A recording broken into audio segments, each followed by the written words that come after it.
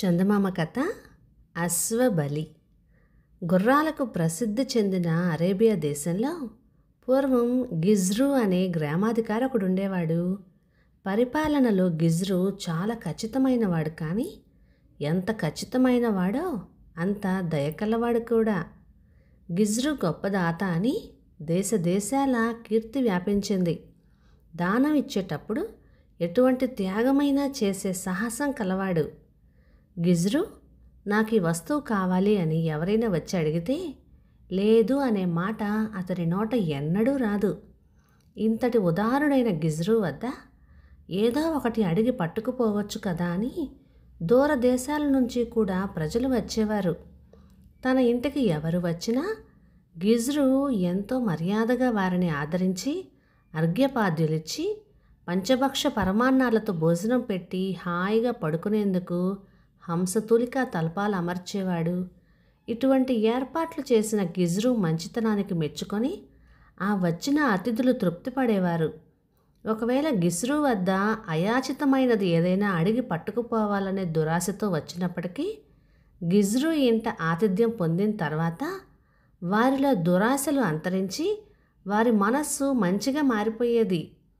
ఇటువంటి గిజ్రుకి ఈ లోకంలో అత్యంత ప్రియమైనది ఒక్కటే ఉన్నది. అదేంటంటే అతను అపురూపంగా పెంచుకుంటున్న అమ్రాక్ అనే గుర్రం. అమ్రాక్ పైన గిజ్రుకి పంచ ప్రాణాలు. ఆ కాలంలో అరేబియా దేశాన్ని ఇబ్రహీం అనే సుల్తాన్ పరిపాలిస్తూ ఉండేవాడు. ఇబ్రహీం కూడా గిజ్రు అంత మంచివాడే. ఆయనకు కూడా గుర్రాలంటే చాలా సరదా ఉండడం చేతనే ఆ దేశంలో ఉండే అందమైన అరబీ గుర్రాలను ఎక్కడెక్కడి నుంచో రప్పించి సుల్తాన్ తన దివానపు డేరాలో అట్టే పెట్టుకునేవాడు. కానీ ఒక రోజున ఎవరో వచ్చి తమ దివానంలో ఉండే గుర్రాలన్నింటికంటే కూడా గిజ్రు వద్ద ఉన్న ఆమ్రాక్ చాలా అందమైనదని సుల్తాన్తో చెప్పారు వాళ్ళు. ఈ మాట విని సుల్తాను, సరే దీనికేముంది, గిజ్రుకి కోరిన ధనమిచ్చి ఆమ్రాక్ను తీసుకొని రండి అని చెప్పి ఒంటెల పైన వరహాల సంచులు వేయించి తన రాయబారుల్ని పంపించాడు. ఎంత ధనమిచ్చినా గిజ్రు తన గుర్రాన్ని వదలలేదు. ఇది పని కాదని తలచి రాయబారులు ఒకసారి కంటే మరొకసారి ధనం హెచ్చు చూపిస్తూ 7 సార్లు గిజ్రు వద్దకు వెళ్ళారు. ఎన్నడూ ఎవ్వరికీ ఏది అడిగినా లేదు అనే మాట చెప్పని గిజ్రు ఈ 7 సార్లు కూడా దయ ఉంచి మన్నించండి, ఆమ్రాక్ను తప్పించి మరేదైనా అడగండి అని వినయంగా చెప్పి వారిని పంపేశాడు. ఈ సంగతి సుల్తాన్ విని ఆశ్చర్యపడి ఇంతగా లోకం పొగుడుతున్నటువంటి ఆ ఆమ్రాక్ సంగతి ఏమిటో చూడాలని తనే మారువేషంతో గిజ్రు వద్దకు వచ్చాడు. సుల్తాన్ వచ్చి కల్లారా ఆ గుర్రాన్ని చూసిన తర్వాత ఆమ్రాక్ పైన ఆయనకు చెప్పలేని మక్కువ కుదిరింది. సుల్తాన్ తన కోటకు వెళ్ళిపోయాడు. కానీ మహాదాత అని లోక ఖ్యాతి పొందిన గిజ్రు నోటి వెంటనే లేదు అనే మాట వచ్చిందే. ఆమ్రాక్ను నేను సంపాదించడం ఇక కల్లా అని సుల్తాన్ నిరాశతో మంచం పట్టాడు. క్రమేణా సుల్తాన్ వ్యాధి ప్రమాద స్థితికి వచ్చింది. అప్పుడు సుల్తాన్ కొడుకు వజీర్ను పిలిపించి, ఓయి వజీరు, ఎలా అయినా సరే మనం ఆమ్రాక్ను వెంటనే సంపాదించుకురావాలి, లేని పక్షంలో నా తండ్రి బెంగతో మరణించేటట్టున్నాడు, ఏమిటి నీ సలహా అని అడిగాడు. అందుకు వజీరు, అయ్యా మీరెందుకలా భయపడతారు, గిజ్రుకు ఎవరేదడిగినా లేదు అనకుండా ఇచ్చే వ్రతమున్నది కదా, ఈ సంగతి ప్రపంచం అంతటికీ తెలుసును. అటువంటప్పుడు మనం గుర్రాన్ని అడిగి తీసుకోవటం అనేది ఏమంత అసాధ్యమైన పని కాదు. నేను చెప్పినట్టు చెయ్యండి. ఈ కార్యం నిమిత్తం గిజ్రు వద్దకు మీరే స్వయంగా వెళ్ళి నాన్నగారి పేరు చెప్పి 1 సంవత్సరం పాటు ఆమ్రాక్ను మన దివానంలో ఉంచాలని కోరండి. మీ కోరిక తప్పకుండా నెరవేరుతుంది అని చెప్పాడు. సుల్తాన్ కొడుకు తక్షణమే పరివారాన్ని వెంటబెట్టుకొని బయలుదేరి గిజ్రు డేరాకు వచ్చేసరికి అక్కడ గొర్రెల కాపరి తప్ప మరెవ్వరూ లేరు. అయ్యా, ఇక్కడ నీళ్ళన్నీ ఇంకిపోయినాయండి, కనుక ఇక్కడికి తిన్నగా తూర్పు దిక్కున 10 మైళ్ళ దూరంలో ఉండే దురువులో మకాం పెట్టారు అని గొర్రెల కాపరి చెప్పాడు. సుల్తాన్ కొడుకు వెతుక్కుంటూ వెళ్ళి గిజ్రు మకాం చేరుకున్నాడు. గిజ్రు అతనిని ఒక పట్టు పరుపు పైన కూర్చుండబెట్టి మర్యాదలన్నీ జరిపిన తర్వాత భోజనానికి లెమ్మన్నాడు. ఆ విందులో వడ్డించిన పదార్థాల వంటివి సుల్తాన్ కొడుకు తన జన్మలో ఇంతవరకు ఆరగించి ఎరుగడు. తర్వాత గిజ్రు సుల్తాన్ కొడుకు వద్దకు వచ్చి, ఈ ఎడారులన్నీ దాటి తమరిక్కడికి ఎందుకు దయచేశారో, నా వల్ల కాగల పని ఏమిటో సెలవయ్యండి అని అడిగాడు. అందుకు సుల్తాన్ కొడుకు, మీతో పని ఉండే వచ్చాము.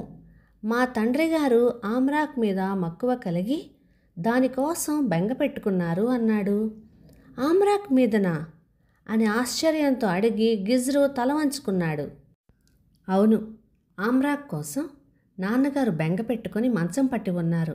ఆయన చాలా ప్రమాదవస్థలో ఉన్నారు అన్నాడు సుల్తాన్ కొడుకు. గిజ్రు బొటబొట కన్నీరు కార్చాడు. ఇది చూసి సుల్తాన్ కొడుకు, గిజ్రు ఎందుకలా కంటతడి పెడుతున్నావు అని అడిగాడు. గిజ్రు కన్నీరు తుడుచుకుంటూ, తమరు వచ్చే సమయానికి నా గొర్రెల మందలు దూరాన ఉన్నాయి. అందుచేతనే విందుకు తగిన పదార్థం తయారు చేయాలనే ఆత్రంతో నా ప్రాణమైన ఆమ్రాక్నే వండి వడ్డింపించాను అని చెప్పలేక చెప్పాడు. గిజ్రు, మా పట్ల నీకు ఎంతటి భక్తి గౌరవాలున్నాయో ఇప్పుడు తెలిసింది. నీ ఔదార్యము త్యాగము ఎటువంటిదో ఈనాటికి నేను గ్రహించగలిగాను. తెరా ఇప్పుడు ఆమ్రాక్ బలి అయిపోయింది, ఏం చేయగలం? కానీ ఆమ్రాక్ బలి కావటం వల్ల నీ కీర్తి, నీ అసమాన త్యాగం వల్ల ఆమ్రాకు కీర్తి శాశ్వతంగా ఈ భూలోకంలో నిలిచిపోగలవు అని చెప్పి సుల్తాను కొడుకు గిజ్రుని ఊరడించాడు. ఈ సమాచారం అంతా తెలిసి సుల్తాను ముందు బాధపడినా తర్వాత ఒళ్ళు నిమ్మలించింది.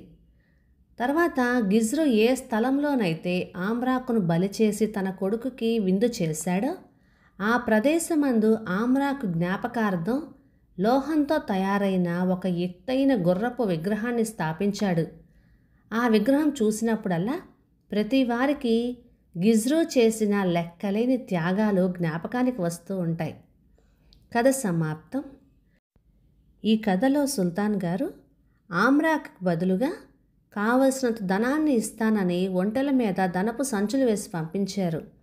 ఆమ్రాక్కి బదులుగా ధనం కాకుండా సాధారణంగానే ఏదడిగినా లేదు అనే అలవాటు లేని గిజ్రుని తన గుర్రం కావాలని అడిగినట్లయితే తనే ఇచ్చేవాడేమో. ఇలా డబ్బుకి బదులుగా గుర్రాన్ని ఇవ్వమనేసరికి ఆయన కాదన్నాడు. తర్వాత స్వయంగా సుల్తానే గిజ్రు దగ్గరికి వెళ్ళారే కానీ గిజ్రు ఇచ్చిన ఆతిథ్యం తీసుకొని వచ్చేసారే తప్ప అప్పుడు కూడా ఆయన గుర్రాన్ని ఇవ్వమని అడగలేదు. స్వయంగా చూడాలని వెళ్ళారే కానీ సుల్తాన్ గారు ఇలా ఆమ్రాక్ కావాలి అని అడుగుంటే గిజ్రు ఇచ్చేవాడేమో. మీరేమంటారు? కామెంట్లో చెప్పండి. ఇక ఈ కథ 1950 జనవరి చందమామలో వచ్చింది. రచన కేవి జానకి గారు, కర్నూలు నుంచి. ఇక ఈ కథ మీకు నచ్చినట్లయితే లైక్ చేయండి, షేర్ చేయండి. ఇలాంటి మంచి తెలుగు కథల కోసం మన ఛానల్ని సబ్స్క్రైబ్ చేయండి. Thank you.